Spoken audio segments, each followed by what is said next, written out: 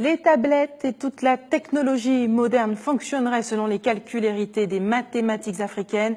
Jean-Philippe Omotunde, bonsoir. Bonsoir. Vous êtes historien, également chargé de mission à l'UNESCO. Vous organisez un symposium sur les mathématiques africaines à Gourber demain, au centre de vacances du CGOSCH, toute la journée.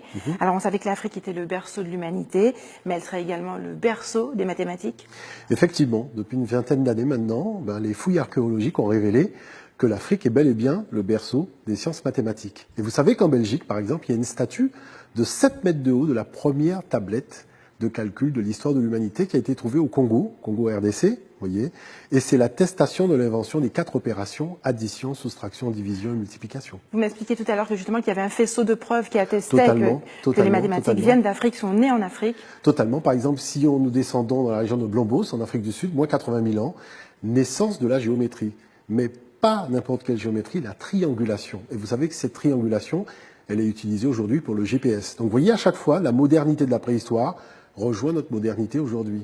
On apprend également que le chiffre 0 a été inventé en Afrique. Effectivement, ça c'est les fouilles d'un Français, Auguste Mariette, qui a fait des fouilles dans un tombeau, celui de Néferhotep.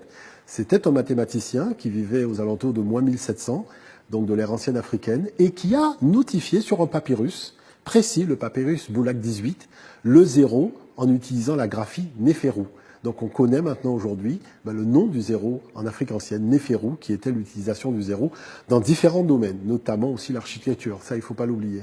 On parle d'une magie des mathématiques africaines, des méthodes de calcul qui seraient beaucoup plus simples que celles que l'on retrouve en Occident. Alors, ça fait maintenant près de 6 ans que j'interviens dans des établissements scolaires, que ce soit des écoles primaires, des collèges, des lycées, et même les universités. Et ce qu'il y a de particulier, c'est que voilà, c'est un engouement chaque fois qu'on met en place un atelier pédagogique. Parce que l'Afrique possède autant de systèmes opératoires qu'il y a de civilisations. Et les systèmes opératoires font preuve d'une immense créativité qui surprend beaucoup les enfants quand il s'agit de faire des calculs. Alors l'autre aspect, c'est tout simplement de dédramatiser l'apprentissage des mathématiques et de garder l'aspect ludique. Parce qu'en Afrique, on utilise aussi bien le cerveau créatif que le cerveau cartésien, et c'est ça qui plaît beaucoup aux enfants. Alors ça plaît, mais quelle utilité? Beaucoup. Vous savez, aujourd'hui, il est de notoriété, aujourd'hui, de savoir que les systèmes dits numériques, l'informatique, les 1 et les 0, utilisent le système algorithmique des calculs de l'Afrique. Il faut le savoir, d'ailleurs, Jacques Attali l'a dit il n'y a pas très longtemps sur TF1, effectivement, ce sont les mathématiques de l'Afrique qui font fonctionner les ordinateurs, les tablettes tactiles, les téléphones portables aujourd'hui.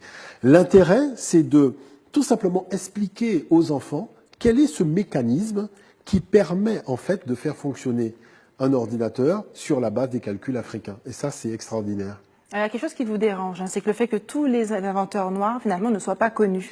Oui, c'est-à-dire que j'ai l'impression qu'on privilégie un peu le négatif, et puis le positif, on le met de côté. Or, vous savez que les enfants, pour s'édifier, ont besoin de modèles positifs. Et nous en avons beaucoup. Oui. Nous en avons Raoul Georges Nicolo, par exemple, très grand mathématicien, physicien, Raoul Georges Nicolo, brillant inventeur, il faut quand même le souligner. Je suis toujours surpris, quand je vais dans des établissements scolaires, de ne pas voir sa photo sur les murs. Vous voyez, on a un grand savant, quelqu'un qui est internationalement reconnu, et pourtant, voilà, il n'existe pas dans les cerveaux de nos enfants. C'est dommage.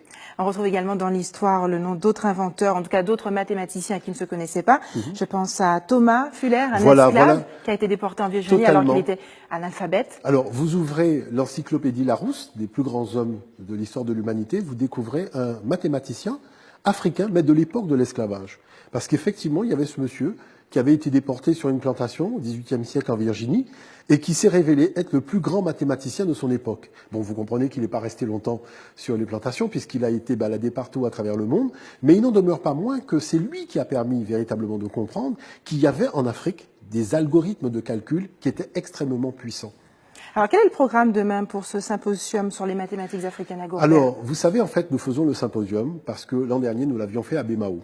Et depuis, nous avons eu énormément d'interventions en milieu scolaire. Et c'est vrai que aussi bien les enfants, que les parents d'élèves, que les enseignants, nous disent il faut faire connaître en fait tout ça, ce patrimoine-là.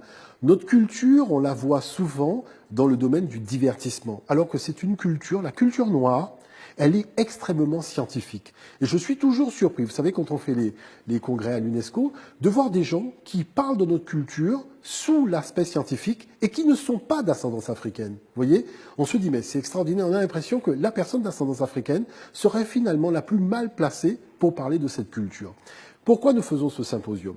Parce qu'aujourd'hui, il faut dédramatiser l'apprentissage des sciences vis-à-vis des enfants, leur expliquer la valeur de leur patrimoine et leur montrer que les mathématiques, c'est un jeu avant tout. Vous voyez? Et c'est pour ça que nous avons 7 panels durant lesquels nous allons demander aux enfants, tout simplement, de venir, après avoir présenté les méthodologies de calcul, de venir faire eux-mêmes les exercices. Et nous allons tout simplement aussi remonter au code binaire et leur demander de notifier n'importe quel chiffre en utilisant les variables binaires. Et ça, c'est important. Est-ce qu'on pourrait imaginer qu'un jour, ces calculs de mathématiques africaines seraient intégrés dans le cursus éducatif français? Vous y pensez? C'est le but. Vous savez, j'en ai parlé à pratiquement tout le monde, vraiment, que ce soit les ministres.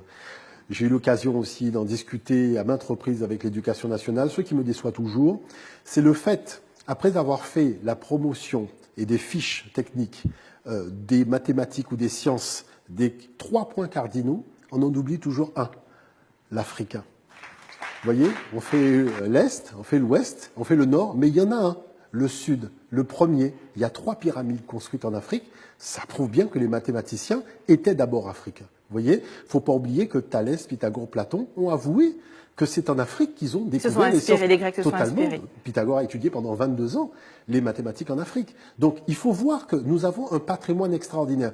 Vous imaginez que dans les grandes universités, que ce soit à Harvard, à Yale, on a des bourses qui sont offertes aux Occidentaux pour passer des séjours en Afrique pour découvrir des systèmes mathématiques qu'ils ne connaissent pas. Et ce regard-là, moi j'aimerais bien qu'on l'ait. Parce que les tresses africaines que nos enfants portent, par exemple, ce sont des mathématiques fractales. Donc vous voyez que le paradoxe, c'est que nous avons des maths... Tout un savoir à découvrir demain.